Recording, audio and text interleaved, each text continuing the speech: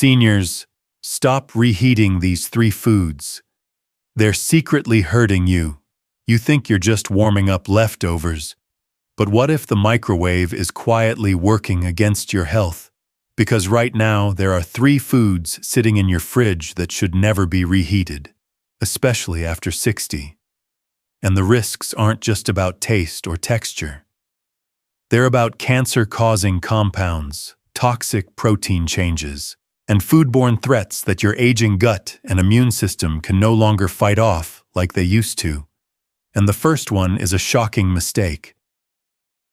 Almost every senior makes reheating spinach because once cooked and then cooled, spinach doesn't just lose its nutrients. It undergoes a chemical shift that turns naturally occurring nitrates into dangerous nitrosamines, which are linked to increased cancer risk and cellular damage. And this hidden reaction doesn't come with a smell or taste. It happens silently inside your body, especially if your digestion has slowed, or you're already dealing with inflammation or chronic fatigue. And if you've ever felt oddly unwell after eating reheated greens, your body might have been warning you. And yet the second food is even more insidious: chicken, which most people reheat multiple times without realizing that the proteins in poultry are highly sensitive to repeated heating and cooling cycles. And once altered, they become harder to digest, forcing your kidneys and liver to overwork, leading to bloating, inflammation. And for seniors, especially dangerous spikes in uric acid and a cascade of fatigue that no one traces back to the humble piece of leftover chicken breast.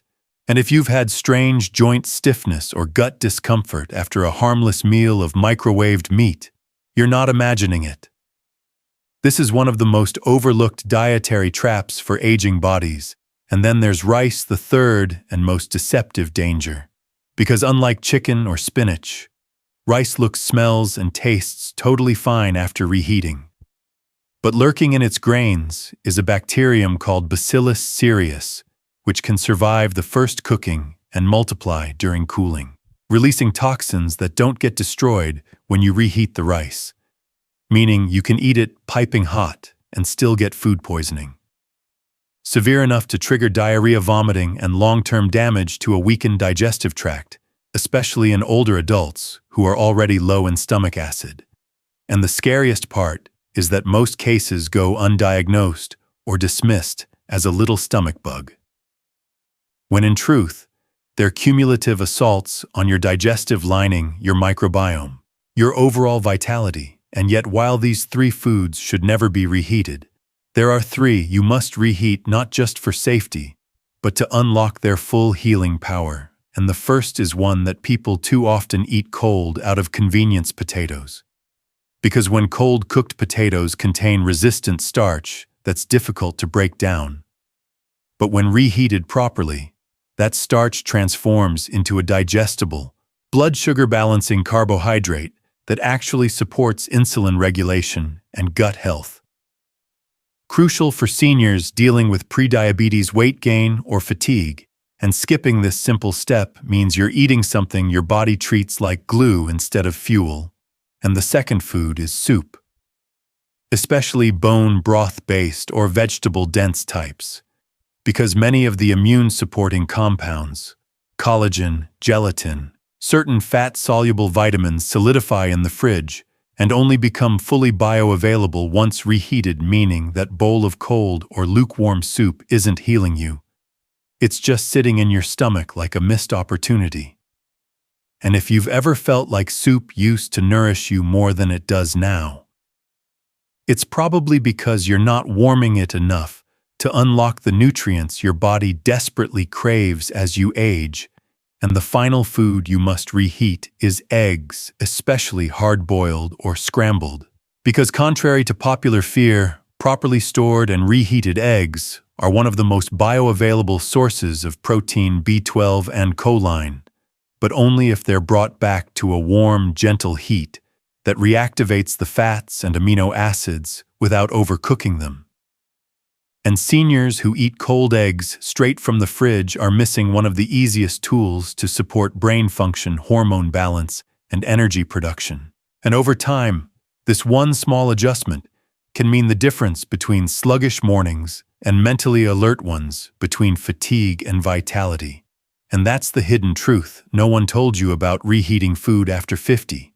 It's not just a matter of taste, it's a matter of chemistry, digestion, inflammation, and resilience. And if you're tired of unexplained bloating, grogginess, or waves of exhaustion that seem to come from nowhere, start by looking at what you reheat and how.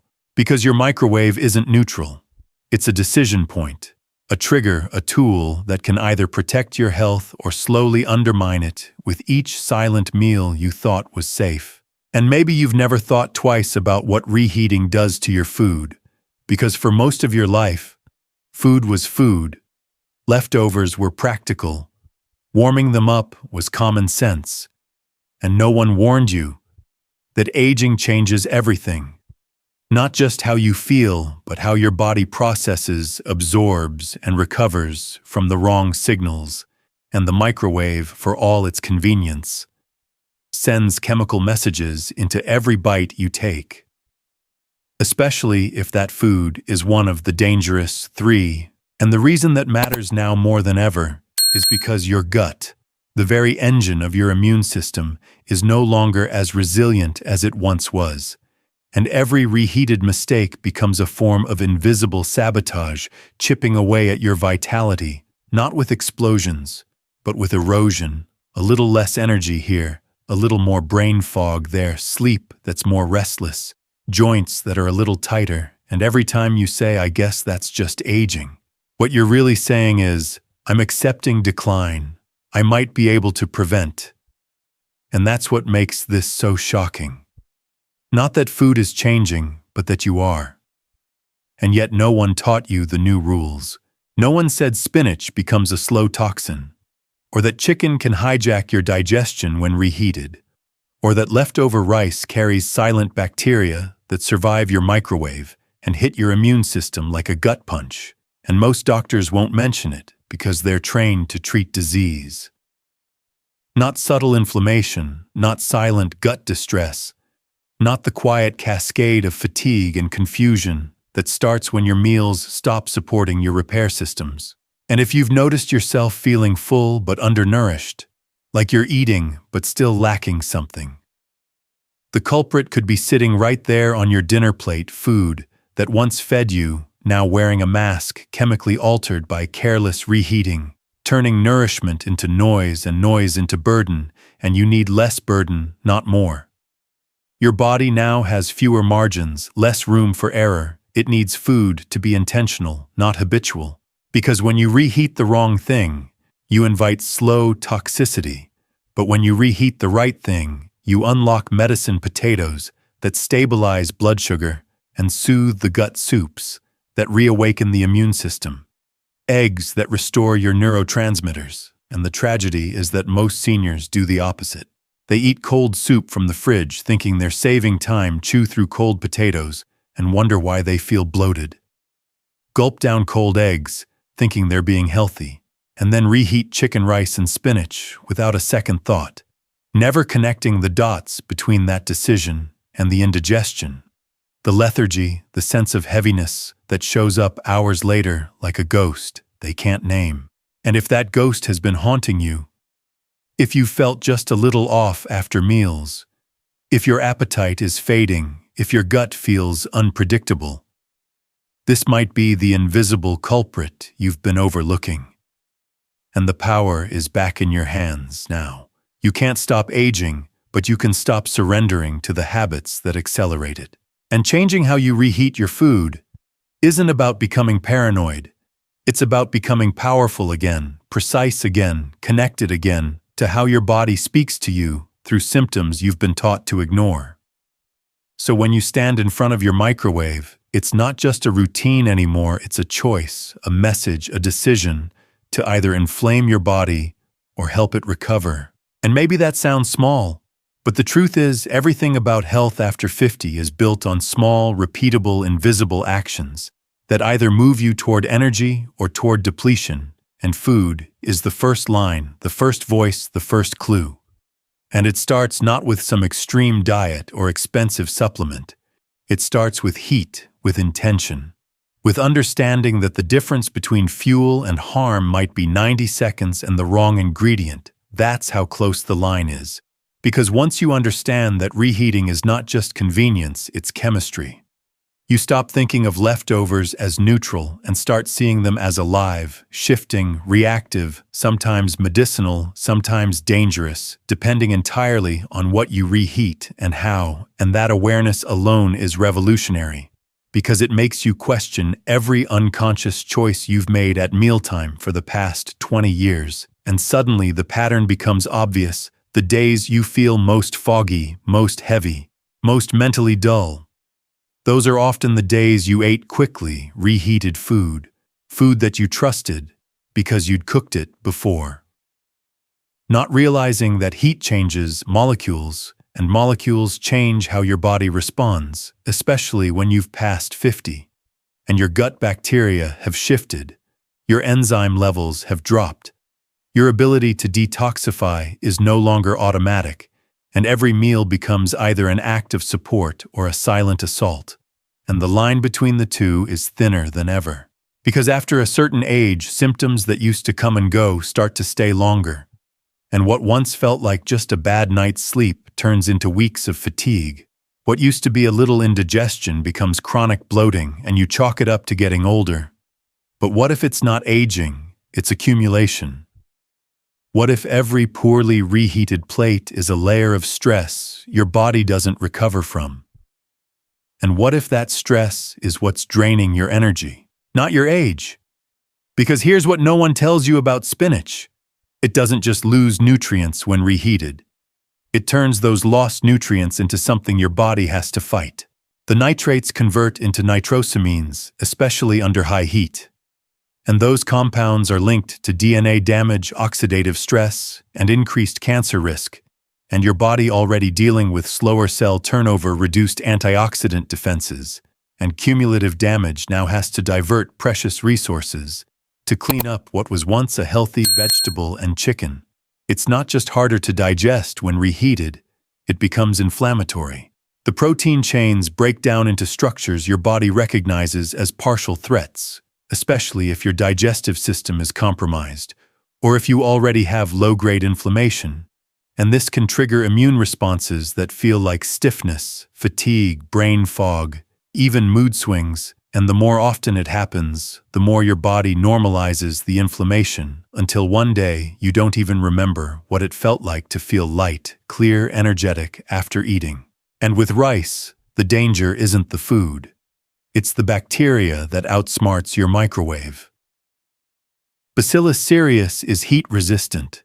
You can reheat the rice, scorch your tongue on it, and still ingest toxins that tear through your gut lining, leaving you with nausea, cramps, and over time leaky gut symptoms, which are deeply connected to autoimmune flare-ups, skin issues, memory decline, and unexplainable fatigue.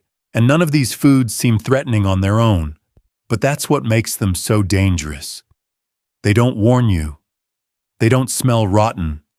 They don't taste bad.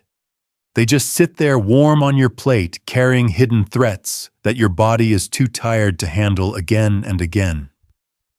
And what's tragic is that these three foods, spinach, chicken, rice, are often seen as healthy staples for seniors. You've probably been told they're safe, good for you, ideal for aging bodies. And they are when eaten fresh. But when reheated, they change shape. They become a new substance, and no one told you the new rules. But now you know, and knowing changes everything. Because now you can build new rules of your own. You can decide to reheat potatoes and feed your microbiome, not irritate it. You can bring your soups back to a proper simmer and get the full benefit of their immune-healing compounds. You can warm your eggs gently and unlock their brain-boosting nutrients instead of rushing through a cold breakfast that gives you nothing. And this isn't about perfection. It's about pattern, because the small decisions you make today, about lunch, about dinner, about what you do with last night's meal, those decisions ripple into your sleep, your focus, your hormones, your joints, your clarity, and once you feel the difference, even once you won't go back to guessing. Because guessing is what got you here. Guessing that fatigue is normal, that bloating is just part of aging, that brain fog is inevitable, that cravings and mood swings and the long, dull afternoons where your body feels heavy and your mind feels quiet are simply the cost of time. But the truth is, they're not the cost of age. They're often the cost of habit, of invisible repetition, of meals that used to serve you but now betray you in silence. And you don't need more pills, more appointments, more vague advice. You need awareness. The kind that turns the microwave from a mindless button into a conscious tool. And when you stop trusting leftovers blindly, when you start asking how a food behaves after heat, what changes chemically, what your body can absorb versus what it has to fight, you start waking up again, not just in the morning, but in your life. You start noticing that when you reheat the right foods, your soups, your potatoes, your gently warmed eggs, your digestion softens, your mood lifts, your focus sharpens, and the stiffness that used to feel permanent starts to loosen its grip. Not because you found a miracle cure, but because you stopped repeating invisible damage. And when you don't reheat the wrong ones, your spinach, your chicken, your rice, you stop stacking inflammation, stop feeding the fatigue, stop putting pressure on your organs to clean up a mess that never had to be made. And that choice, that clarity, builds momentum. And soon you start seeing patterns everywhere.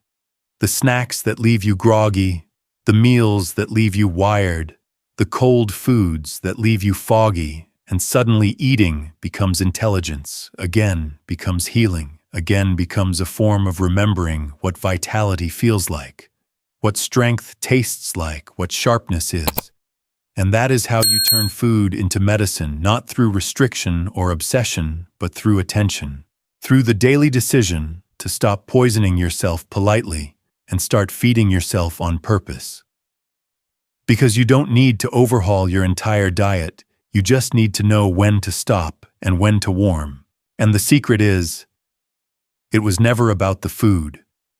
It was about the signals you've been ignoring, the signs your body has been whispering through sleep, through mood, through energy, through digestion, begging you to pause, to notice, to care again. And the moment you do, your body will respond. Not slowly, not someday, but immediately, within days, with clearer mornings, better bathroom trips, lighter steps, sharper thoughts, and the return of something. You forgot you could still feel control. Not control over aging, but over what you do with it. Over how you respond, over how you eat. In a way that honors the fact that you've lived this long, and now you finally get to choose differently. Because no one told you this before, but now you know. Some foods should never be reheated, and some absolutely must. And the difference between the two is the line between inflammation and clarity, between sickness and resilience, between shrinking slowly and living fully. And now that you see the line, the only question left is, what will you choose to do with it?